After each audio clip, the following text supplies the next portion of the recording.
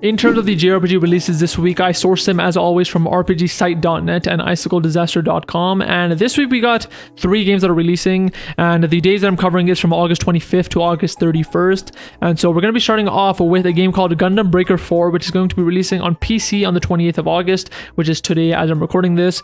And the short description is, in Gundam Breaker 4, you will create and customize your own powerful gunpla and put it to the test in thrilling combat missions. That is all. And pretty much from what I can tell from watching gameplay, it is literally just a 3D Gundam fighter. So as they said, you can customize your own gunpla and you can just fight each other in the game. So not much more to talk about it. I think it looks cool if you're a fan of Gundam. I don't see why you wouldn't really be interested in this. But yeah, Gundam Breaker 4 coming out on PC on the 28th of August. The next game, which is a pretty huge release, is Visions of Mana, coming out on PS5, PS4, Xbox Series, and PC on the 29th of August, which is tomorrow from when I'm recording this.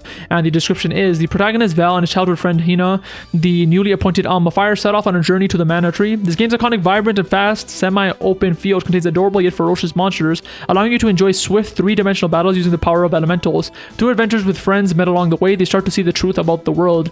I feel like I read that logline like a few times on this podcast already, but yeah, Visions of Mana is finally coming out. I said that I'm pretty interested in the game, that I want to try it out, and it is going to be in my backlog of games that I'm going to try it out at some point. I don't think it's going to be anytime soon.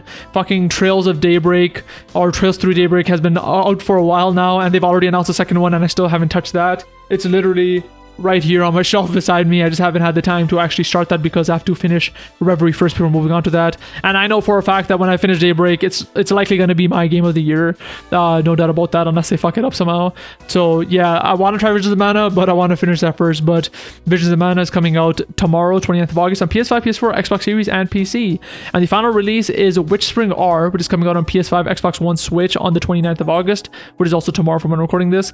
And the logline is, WitchSpring R is a story-driven RPG combining elements of collecting, simulation, and battling. Experience the joy of training a young witch and accompany her on a grand adventure. And based on the description and what I've seen, it kind of reminded me a bit of Atelier. I don't know how similar it is, but in Atelier, you're collecting stuff, you're using alchemy, you're making things. And so this kind of gave me the same vibe of it. I'm not sure if it's that similar, but at least when looking at the trailer, visually is very beautiful. Honestly, like the animations of like the magic they were using, like the Thunderbolt, I thought was very cool. It has 3D graphics, it has beautiful animation, as I mentioned. And yeah, not really much more to say. In terms of the combat, I couldn't tell exactly what it was from the trailer. I think it's turn-based, but there wasn't really any UI to kind of hint at whether it was or not. But from like the movement of characters, it seemed turn-based, but that's at least what I could tell from the trailer that I watched of it.